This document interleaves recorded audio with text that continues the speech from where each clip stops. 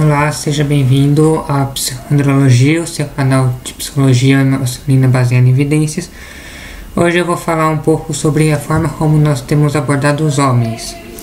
Bom, meu primeiro contato com essa área da psicologia foi na faculdade, mais especificamente na biblioteca, em que eu percebi que para cada livro sobre psicologia masculina havia quase de 7 a 8 livros sobre psicologia feminina.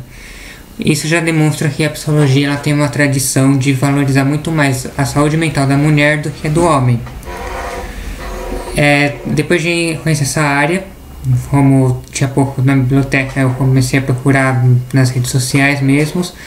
E ao longo desses 4 anos que eu comecei nessa área, eu me deparei com ela, eu encontrei diversas palestras, workshops, cursos, enfim, infinidade de coisas de psicólogos feitos para mulheres, desde mulheres vítimas de violência doméstica, palestras sobre como ser mãe de gêmeos, sobre como ser mãe de autistas, de crianças com síndrome de Down, e mais, eu encontrei também como conciliar trabalho e vida familiar, entrar em contato com o seu Deus interior e mais um monte de outros cursos sobre e para mulheres. Porém, ao longo desses 4 anos, não encontrei algo sobre homens. O mais próximo que eu consegui encontrar foi uma palestra sobre gênero, no qual houveram 4 temas. Um deles era sobre homens. Porém, para minha decepção, o palestrante, ao invés de abordar a questão do homem, ele disse que a maior parte de sua clientela é composta por mulheres e reclama de não conseguir encontrar um homem de verdade. E aí ele faz toda uma teoria sobre por que mulheres não conseguem encontrar homens de verdade, sem consultar nenhum estudo empírico sobre homens, ou mesmo perguntar sobre entrevistar homens, conversar com eles. E aí quando eu pergunto por que ele não entrevistou homens, a resposta dele é: homens não vão ao consultório. Bem, por que homens não vão no consultório? A grande maioria dos psicólogos diz que é simplesmente por conta do machismo, por causa da sociedade patriarcal que diz que homens não podem procurar ajuda. Entretanto, homens procuram ajuda de advogados, de consultores financeiros e o machismo não os impede disso.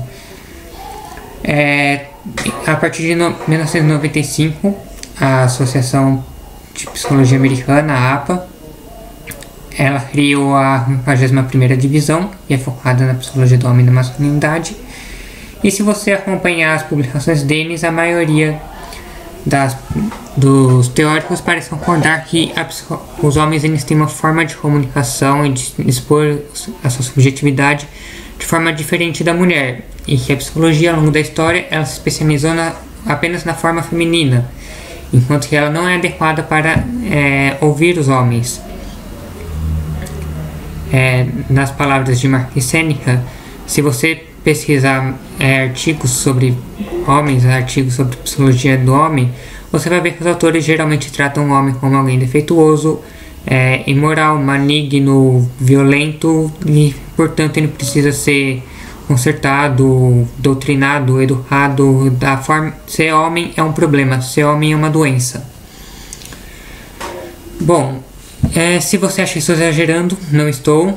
No momento eu e o Thiago Peixoto, de Curitiba, acho que de Curitiba, agora não lembro de onde você é. Nós estamos fazendo uma revisão de literatura, no qual nós estamos lendo os 70 artigos que foram escritos nos últimos 10 anos em psicologia do homem. E até agora isso ainda não está terminado, mas já li mais a metade e eu posso afirmar a vocês, essa é sim a ideologia dominante. Poucos estudos se salvam, a maioria dos que se salvam são sobre paternidade, mas mesmo assim somente alguns. Bom, e como sabemos que homens não vêm ao consultório por causa do machismo se nós nem ao menos nos damos ao trabalho de conversar com eles? Homens não vão ao consultório? Tá, beleza, mas metade da população é homem. Qual a sua dificuldade de você ir conversar com eles? Se nós pegamos não necessariamente psicologia, mas estudos sobre a área da saúde em geral, por que homens não vão aos postos de saúde com tanta frequência quanto a mulher? Porque homens esperam até a doença estar no estágio avançado. A maioria das respostas dos homens Dificuldade de conciliar com o horário de trabalho. Eu estou trabalhando, portanto, e eu não consigo sair, portanto, eu não vou aos consultórios, aos serviços de saúde. Acho que não preciso, minha saúde está muito bem, não tenho tido doenças ultimamente. Tinha outros, agora eu não consigo me lembrar. Mas aí é interessante que não importa, eu te desafio, tente encontrar um homem que diga: não vou ao médico porque eu sou homem e eu acho que ir ao médico é um sinal de fraqueza, isso é coisa de mulher. Eu duvido que você encontre. E nós simplesmente pegamos todas essas respostas que os homens dão: não tenho tempo, não preciso, mas não sei lá. A gente joga tudo isso fora e diz simplesmente: homens não querem ir aos serviços de saúde porque eles acham isso coisa de mulher, sendo que nenhum homem nunca disse isso. Pegue artigos sobre que abordem esse tema. Você pode perceber que eles são várias justificativas, e eles colocam frases que os homens deram justificando porque que eles deram essa justificativa. Ou seja, o homem disse, abre aspas, não utilizo porque eu acredito que não preciso, fecha aspas. Chega na parte de falar por causa do machismo, não existe a citação, não é colocado nenhuma fala de nenhum participante que justifique essa categoria. Bom, já que o grande problema dos psicólogos é que eles não vão consultar os homens, eu percebi que eu não podia contar com a minha própria profissão para conseguir informações a respeito dessa população. Eu comecei a prestar mais atenção nos homens com quem eu convivo, nos homens que eu encontro passando na rua. Procurei redes sociais de homens, grupos nos quais fossem discutidas as necessidades masculinas. E eu me arrisco a dizer, homens querem sim conversar, eles estão dispostos a se expor, a falar sobre suas fraquezas, sobre seus problemas. Se nós estivermos dispostos a ouvi-los, e isso é o que em geral nós não estamos dispostos. Só para vocês terem uma ideia, na faculdade em que eu me graduei, está tendo um projeto de pré-natal psicológico com mulheres, e os maridos dessas mulheres, percebendo que aquilo estava fazendo bem às mulheres, pediram para que fosse feito algo com eles também. E eles reclamam que não tem lugares para obter informações para conversar sobre a paternidade. E isso agora está sendo um grande problema, porque existe a demanda, os homens querem, e não existe a oferta. O projeto foi pensado apenas para mulheres, toda a logística foi pensada apenas para mulheres, e não existe a possibilidade de oferecer essa população. Então veja, nós reclamamos que os homens não vêm até nós, mas quando eles vêm nós não temos o que oferecer. Pensando em sistematizar, ter uma visão mais objetiva, mais precisa sobre quais seriam os temas que interessariam os homens que os fariam nos procurar. Eu lancei um formulário há algum tempo, acho que um ano mais ou menos. Eu vou disponibilizar o link, ainda está valendo, no qual eu fazia algumas perguntas baseadas no que eu observava e na literatura para identificar quais são os assuntos de maior interesse dos homens. Bom, até agora eu tive 48 respondentes. Sim, está enviesado, a maioria dos participantes são ativistas por direitos humanos para os homens, fazem parte de movimentos para garantir aos homens os mesmos direitos que mulheres, ou mesmo novos, que seja. Houve 48 respondentes, as idades variaram de 15 a 62 anos, sendo que a grande maioria se concentra entre os 18 e os 37. Bom, houve respondentes de 15 estados diferentes dos 27 que compõem o Brasil, e 83% acham importante que seja criado grupos de discussão, acham importante que hajam espaços para que hajam essas discussões sobre a condição masculina. Porém, eles não conhecem grupos físicos. Os únicos grupos que eles conhecem são grupos ativistas, grupos militantes pelos direitos dos homens, e são totalmente virtuais. Então, se os homens não estão encontrando um lugar de escuta no consultório, eles estão indo para as redes sociais. E quais são os temas que mais interessam? Bom, em primeiro lugar, com 81% dos votos está o tema da paternidade. Esse é o calcanhar de Aquiles dos homens. Os homens se interessam muito pela paternidade. Eles se preocupam muito com a segurança e com o bem-estar de seus filhos.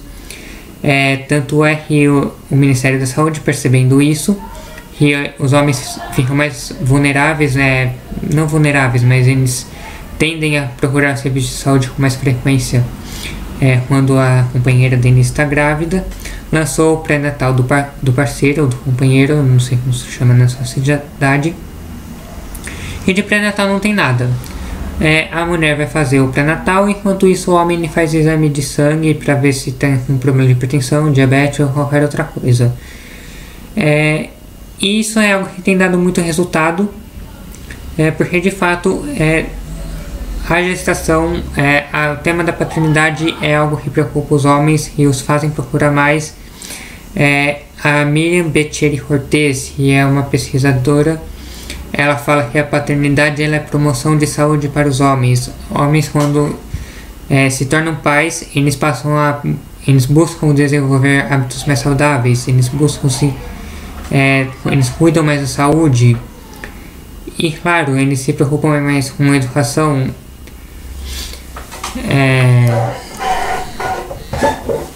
Como falou um dos participantes que participou, um dos entrevistados do meu TCC, quando você é homem, quando você não é pai, você só se preocupa com você mesmo.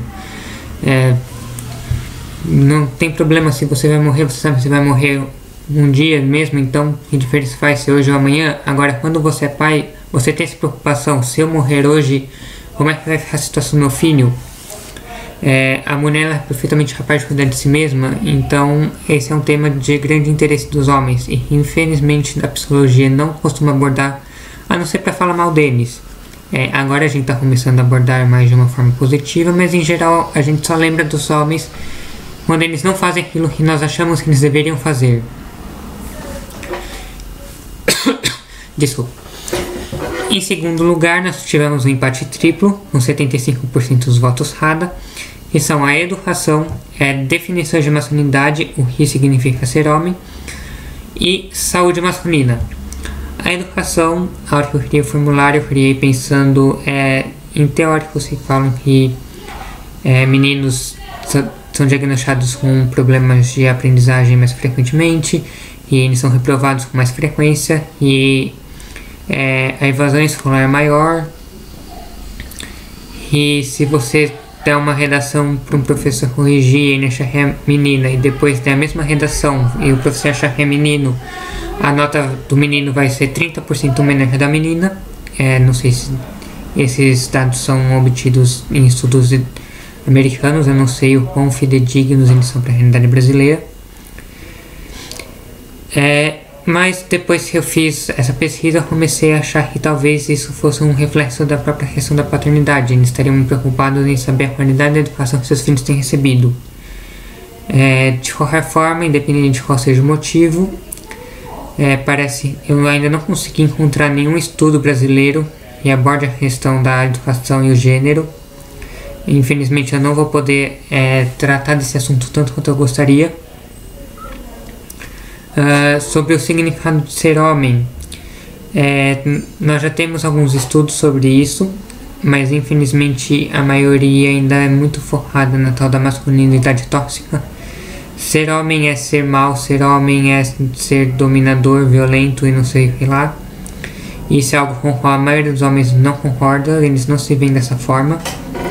Eu diria que talvez um dos maiores problemas das campanhas feitas voltadas para os homens é que elas são voltadas para homens machistas. E qual é o problema do homem, da palavra machismo, da população machista? O problema é que, diferente de, feminismo, psicologia, ou que são grupos institucionalizados, você precisa cumprir certos critérios para ser considerado esse grupo.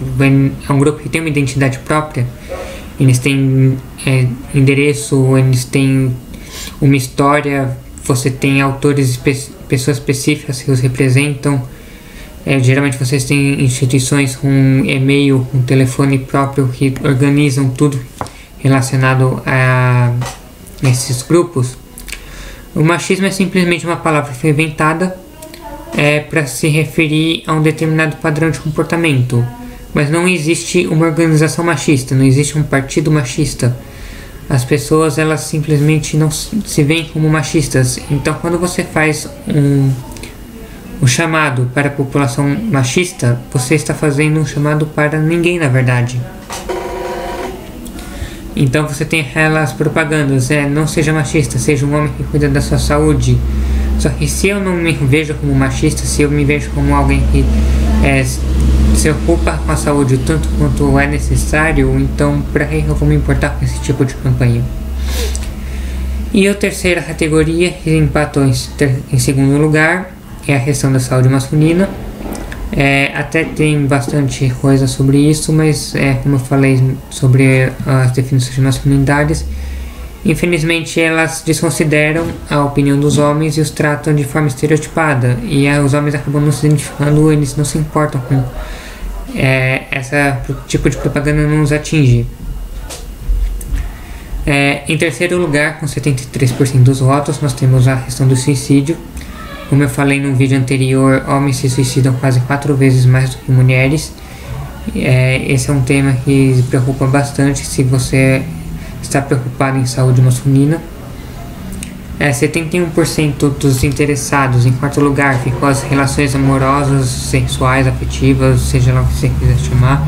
Eu não especifiquei se é heterossexual ou homossexual. Em 69% dos votos, nós temos a questão do trabalho. Lembrando que o trabalho é algo muito importante para a identidade masculina. Ser homem é trabalhar. Quando nós temos a questão do trabalho de gênero, muita gente se lembra da entrada da mulher no mercado de trabalho, de que a mulher ela ganhou o direito de trabalhar. E segundo feministas, é um direito que o homem sempre teve, e ele nunca precisou lutar para ter. Entretanto, se nós olharmos isso de um ponto de vista objetivo, na verdade os homens nunca tiveram o direito de trabalhar. Os homens têm o dever de trabalhar. Se um homem não trabalha, ele não é considerado um homem de verdade. E isso é algo que em geral as pessoas esquecem e não abordam. Com 67% dos votos, nós temos a questão da violência. Homens são maioria tanto dos agressores quanto das vítimas de violência. E infelizmente vocês podem ver que essa não é uma das categorias que estão no topo das prioridades dos homens, mas está no topo das prioridades dos estudiosos sobre homens. E infelizmente a gente sempre coloca o ser homem como sinônimo de ser violência. Eles esquecem todos os homens que não têm problemas de violência. Com 48% dos votos, nós temos a questão da dependência química. E como eu também abordei num outro vídeo, é um problema muito mais frequente entre homens do que mulheres, e em geral a questão do gênero não é abordada. E empatado em último lugar, nós temos a questão do esporte e outros temas que não se enquadram em nenhuma das categorias. Na verdade, a hora que eu pedi para eles especificarem quais seriam esses outros temas, nós temos desde subcategorias, como por exemplo a questão da alienação parental, que incluiria na paternidade, até temas completamente novos, como as questões de hobbies, formas de lazer predominantemente masculinas, ou até mesmo o feminismo. E aí, com base nesse ranking, eu consigo ver claramente porque nós não conseguimos chamar a atenção dos homens, porque tanto psicólogos como outros profissionais não conseguem ter uma clientela masculina, não conseguem afetar a população masculina. Nós só fazemos propaganda, nós só abordamos os assuntos que estão na base da hierarquia de prioridades. São assuntos que os homens não têm tanto interesse quanto outros assuntos. Ou então, não é nem que eles não têm interesse, mas nós abordamos de uma forma muito agressiva, muito violenta, e eles acabam não se sentindo à vontade com a forma como nós abordamos esses temas. E aí pensando, se o tema mais importante para os homens é paternidade, por que nós não abordamos, por exemplo, a importância de cuidar da saúde para garantir o bem-estar da sua família? Afinal, quando um membro da família adoece, toda a família acaba sofrendo, não é mesmo? Nós não precisamos ficar apenas na questão da violência intrafamiliar. Bom, com relação a esse vídeo é somente isso. Por hoje é isso. Além do formulário que eu criei para os homens responderem sobre o que eles acham importante, eu também vou deixar 2 formulários. Um para caso de você ser psicólogo e você fazer algum tipo de atividade específica com homens que você acha que dá certo e gostaria de compartilhar. O segundo formulário é para homens que já receberam algum tipo de atendimento psicológico, seja psicoterapia, orientação de carreira feita por um psicólogo, orientação sexual feita por psicólogo, que quer seja, e você gostaria de compartilhar essa experiência. Preencha o formulário. Eu vou ver, quando juntar uma quantidade interessante, ou se tiver algum caso que eu acho que vale a pena mencionar aqui, eu coloco. Vou agradecer, claro, todos que colocarem e preencherem os formulários. E com relação a esse vídeo é somente isso. No próximo vídeo eu vou abordar as principais formalidades dos homens, pra gente deixar um pouco de lado essa questão dos problemas masculinos, dos defeitos masculinos, e ficar só falando disso não os atrai, não resolve os problemas que nós achamos que eles deveriam resolver. E se você gostou, deixe seu comentário, inscreva-se no canal, acesse o blog, tem coisas que eu posso ter esquecido de mencionar que estão no blog. E obrigado, até mais.